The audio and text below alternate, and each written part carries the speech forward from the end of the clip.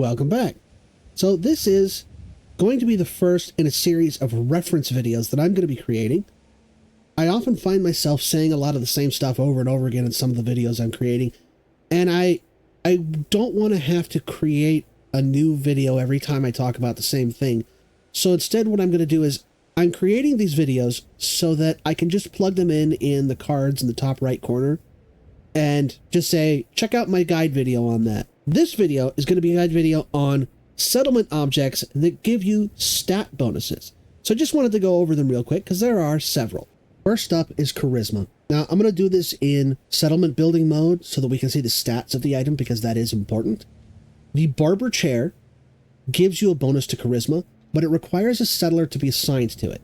It also produces happiness when it's in a settlement. So it's nice to just have one around even if you're not using it frequently. Up next is Strength.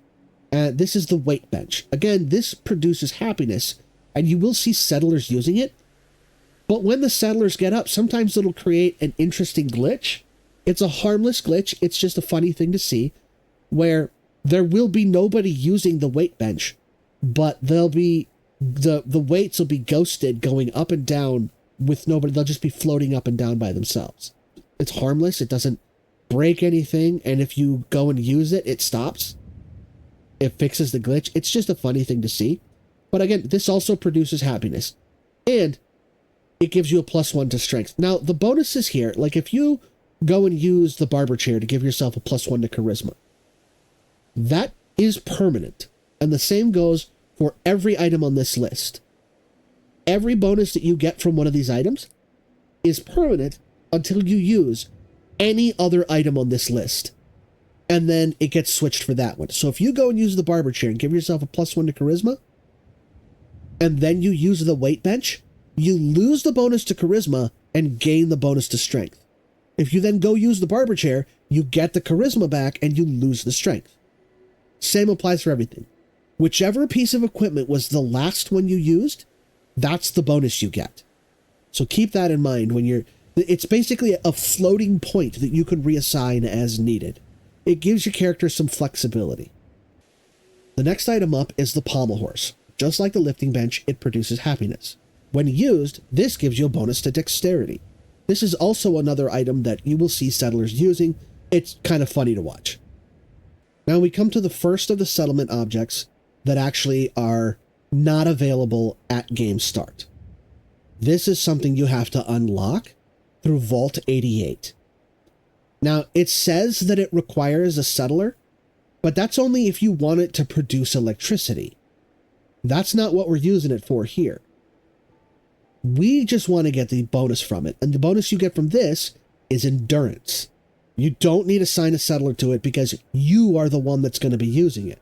The next item up is the Phoropter. Now, the Phoropter does require a settler because this is a two-person thing.